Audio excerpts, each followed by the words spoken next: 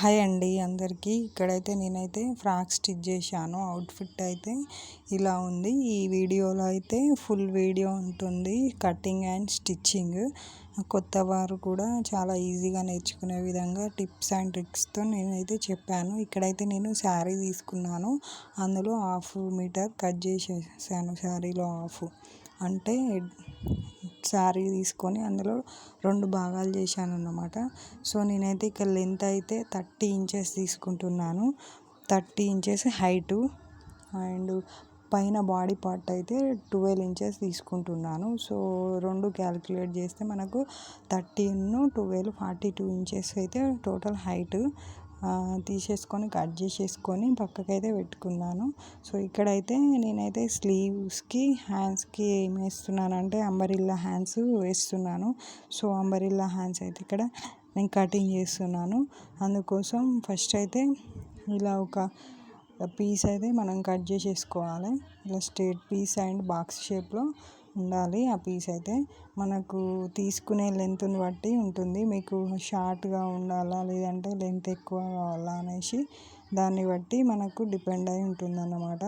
Hand నేనైతే 2 layers stitch చేస్తున్నాను. ఇక్కడ 2 లేయర్స్ కోసం నేను ఫస్ట్ ఇవి క్లాత్ని అయితే మంచి ఈక్వల్గా కట్ చేసేసుకుంటున్నాను. కొత్త వారైతే పేపర్ మీద అంబ్రెల్లా స్లీవ్స్ కట్ చేసేసుకోండి. నేనైతే డైరెక్ట్ ఇలానే కట్ చేస్తున్నాను. వీడియో అయితే మొత్తం చూడండి, ఫుల్ వీడియో ఉంటుంది క్లారిటీగా అండ్ చాలా ఈజీగా నేర్చేసుకోవచ్చు. ఫ్రాక్ అయితే ఇక్కడైతే నేనైతే ఫోల్డింగ్ చేసేసుకున్నాను. వీడియో కొత్త వారు ఉంటే మాత్రం వీడియో సబ్స్క్రైబ్ చేయడం మర్చిపోవద్దు. సో ఇక్కడ నేనైతే హైట్ చూపిస్తున్నాను.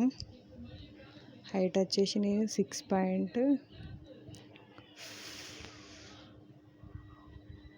తీసుకుంటున్నాను. సో 6.5 ఉన్నది మొత్తం. సో మొత్తం తీసేసుకుంటున్నాను. ఇలా ఈక్వల్గా ఉందా ఒకసారి చెక్ చేసుకోవాలన్నమాట. కొత్తవారు ఇలా వస్తుందా అని అంబ్రెల్లా లాగా వస్తుంది. సో 7 ఇంచెస్ అయితే వచ్చేసింది. 6.5 వస్తుంది అనుకున్నా, కానీ 7 ఇంచెస్ వచ్చింది. సో ఇలా మంచిగా ఈక్వల్గా కట్ చేసేసుకోవాలి. సో ఇలా కట్ చేసుకోవడం అయితే చాలా ఇంపార్టెంట్ ఈ స్లీవ్స్కి. కొత్త వారైతే 2 ఇంచెస్ ఆర్ 1.5 అయినా తీసుకోండి. నేనైతే ఇది 8 ఇయర్స్ బేబీకి కట్ చేస్తున్నాను. మీరు ఇంకా చిన్న పిల్లలకైతే 1.5, 1 ఇంచ్ కూడా తీసుకోవచ్చు. హ్యాండ్ ఆర్మ్ లూజ్ని బట్టి ఉంటుందన్నమాట. సో కట్ చేస్తే మాత్రం షేప్ అయితే ఇలా వస్తుంది. సో వచ్చిన దాంట్లో ఇలా ఫోల్డింగ్ చేసి అయితే నేను పక్కకు పెట్టుకుంటున్నాను. ఇంకో పీస్ కట్ చేసుకోవాలి కదా. ఫస్ట్ అయితే 7 ఇంచెస్ తీసుకున్నాను కదా, ఇప్పుడు 2 ఇంచెస్ తక్కువ తీసుకోవాలన్నమాట. సేమ్ అదే విధంగా ఫోల్డింగ్ చేసేసుకోవాలి ఫ్రాక్. సో ఫోల్డింగ్ కోసం అయితే ఫోల్డింగ్ చేసుకున్న తర్వాత ఇక్కడైతే హైట్ చెక్ చేసుకున్నాను. ఒక సైడ్స్కి ఎడ్జెస్ తగ్గుతుంటే కట్ చేసుకోవాలి. ఇలా అడ్జస్ట్మెంట్ చేసుకుంటూ కుడితే ఫినిషింగ్ అయితే చాలా బాగా వస్తుంది స్టిచ్చింగ్ చేసిన తర్వాత. సో అలా రావడాలంటే మనం ప్రతిదీ చెక్ చేసుకుంటూ స్టిచ్ చేసుకోవడం చాలా ఇంపార్టెంట్ అన్నమాట. సో ఇక్కడైతే నేను హైట్ చూస్తున్నాను. నేను ఇక్కడైతే 5.5 తీసుకుంటున్నాను. అది 7 తీసుకున్నా కదా. సో ఇదైతే 5.5 తీసుకుంటున్నాను.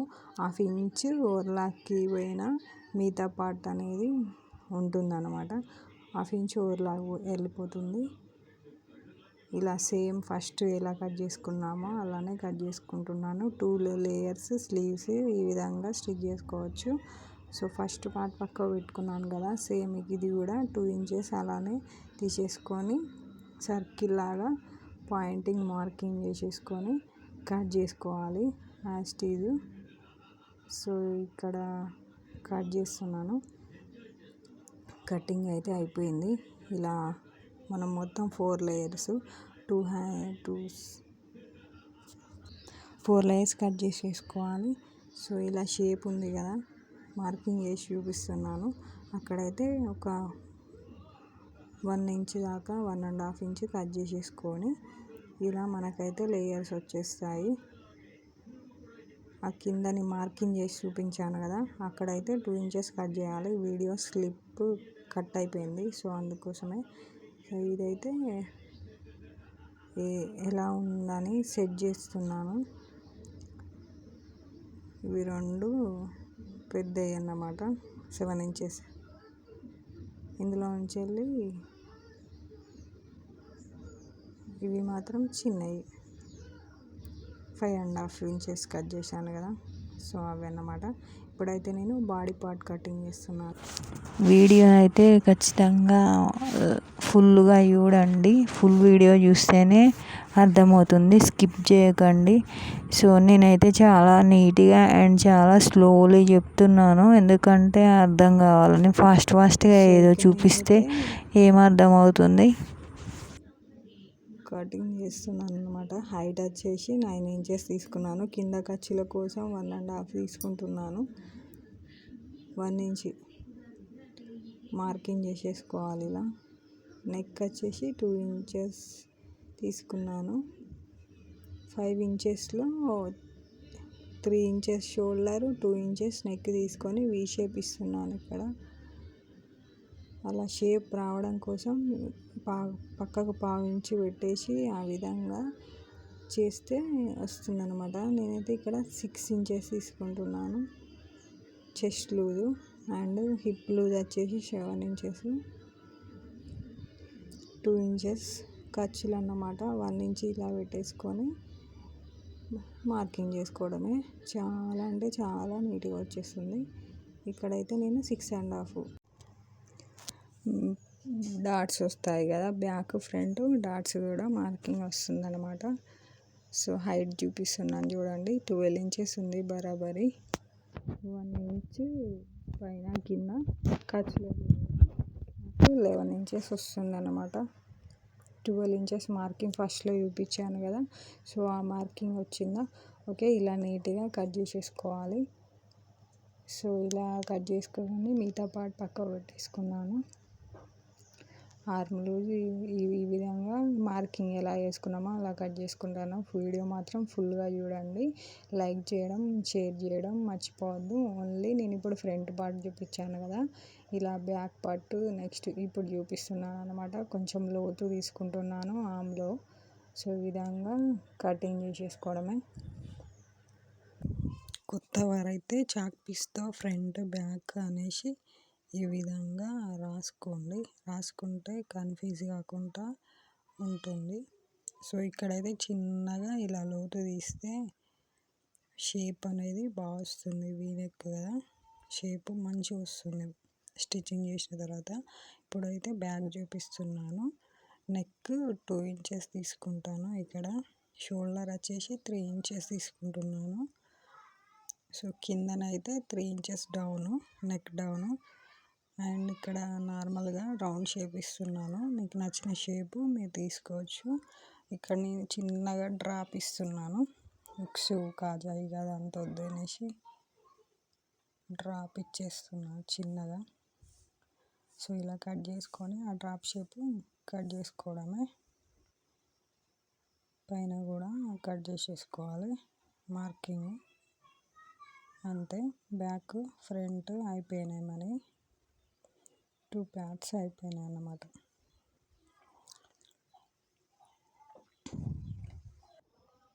ఇక్కడైతే నేను మిగిలిన ప్లేసెస్ ఇవి డోరీస్ కోసమని ఇలా రౌండ్ షేప్ ఇచ్చాను. ఇవి స్టిచ్చింగ్లో చూపిస్తాను.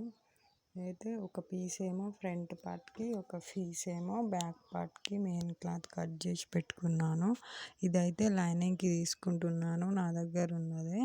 సో ఇదైతే సిల్క్ క్లాత్ 2 మీటర్స్ తీసుకున్నాను. ఇక్కడ వచ్చేసి స్టిచ్చింగ్ స్టార్ట్ చేశాను. ఫస్ట్ అయితే హ్యాండ్స్కి ఓవర్లాగ్ చేస్తున్నాను. హ్యాండ్స్కి అయితే పీకో చేసి పెట్టుకుంటే ఫాస్ట్గా స్టిచ్చింగ్ అయిపోతుంది అనేసి హ్యాండ్స్ అయితే స్టిచ్ చేసుకుంటున్నాను. మీరైతే మీకు నచ్చినట్టుగా ఫస్ట్ ఏది స్టార్ట్ చేస్తారో అది స్టార్ట్ చేయండి. ఇక్కడైతే నేను ఇలా ఫింగర్స్తో మంచిగా వెనకాల లాగుతూ ఓవర్లాక్ వేసుకుంటున్నాను. ఇలా చేయడం వల్ల చిక్కు పడకుండా ఫాస్ట్గా వస్తుంది. అండ్ ఇంకో సెకండ్ లేయర్ కూడా ఇలానే 4 లేయర్స్ రెడీ చేసేసుకోవాలి. ఈ స్లీవ్స్కి ఈ విధంగా రెడీ చేసుకుంటే ఫస్ట్లీ నేనైతే 4 లేయర్స్ ఇలా రెడీ చేసేసుకున్నాను. వీడియో మాత్రం ఫుల్గా చూడండి. నచ్చితే లైక్ చేయండి, షేర్ చేయండి, సబ్స్క్రైబ్ చేయండి. చాలా వీడియోస్ ఉన్నాయి, వ్యూస్ రావట్లేదు, మీ సపోర్ట్ కావాలి. సో లైక్ చేయడం మాత్రం అస్సలు మర్చిపోవద్దు. ఫ్రంట్ పార్ట్ స్టిచ్ చేసుకుంటున్నాను. అందుకోసం నార్మల్గా ఇలా వీ షేప్ చుట్టూరా ఒక టాప్ స్టిచ్ ఇచ్చేసి మళ్ళీ తిరిగేసుకోవడమే అంతే. ఇంకా లేస్లు అవన్నీ ఏం యాడ్ చేయట్లేదు. చాలా సింపుల్గా స్టిచ్ చేస్తున్నాను. స్టిచ్చింగ్ కూడా టోటల్ చూడండి వీడియో. మధ్యలో స్కిప్ చేస్తే అర్థం కాదు. వీడియో మాత్రం చాలా క్లారిటీగా అండ్ నీట్గా అండ్ స్లోగా చెప్పాను. సో ఇక్కడైతే నేను కట్స్ ఇస్తున్నాను, చిన్నగా టక్స్ ఇచ్చుకుంటున్నాను. ఇలా వేయడం వల్ల షేప్ అవుట్ కాకుండా నీట్గా వస్తుంది వీ షేప్ అనేది. ఇలా టక్స్ ఇచ్చుకుంటున్నాను. పైన టాప్ స్టిచ్ ఇస్తున్నాను తిరిగేసుకొని. అంతే, ఇక చుట్టూరా స్టిచ్చింగ్ చేసేసుకోవాలి. అలా చేసుకుంటే అయిపోతుంది.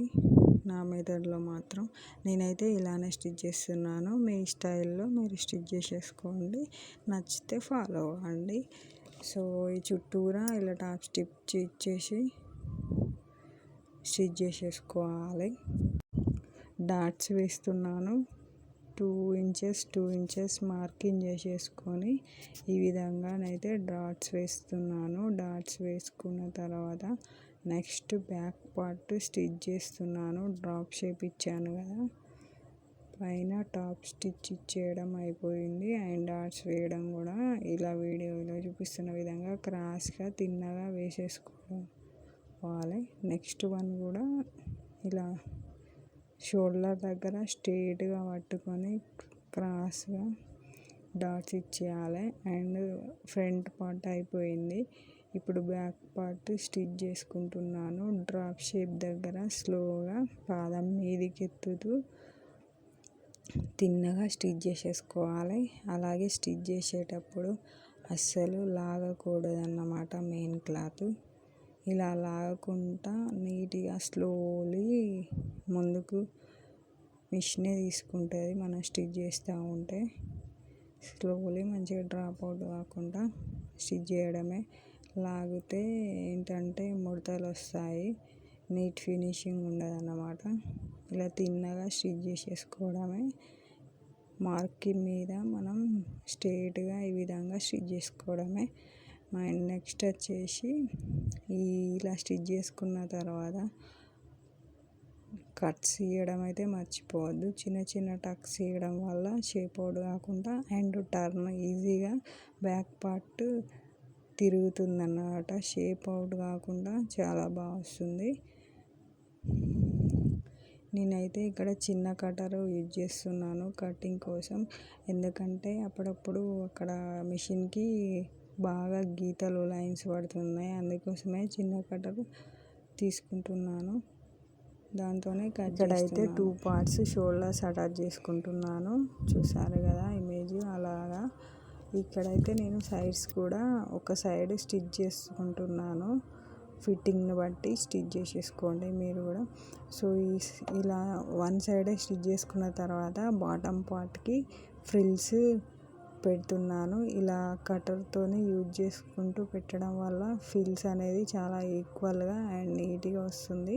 ముందుకు ఇలా స్లోలీ అనుకుంటూ చాలా ఫాస్ట్గా ఇలా స్టిచ్ చేసేసుకోవడమే ఫ్రిల్స్ అనేది. ఇక్కడైతే ఫ్రిల్స్ పెట్టేసుకుంటున్నాను. కంప్లీట్ అయిపోతున్నాయి. ఇలా టోటల్ నేనైతే డివైడ్ చేయలేదు. ఫ్రిల్స్కి 2 టైప్స్గా కూడా ఫ్రంట్ బ్యాక్ కూడా 2 టైప్స్లా కూడా కట్ చేసుకోవచ్చు. నేను 2.5 మీటర్ మొత్తం తీసుకున్నాను.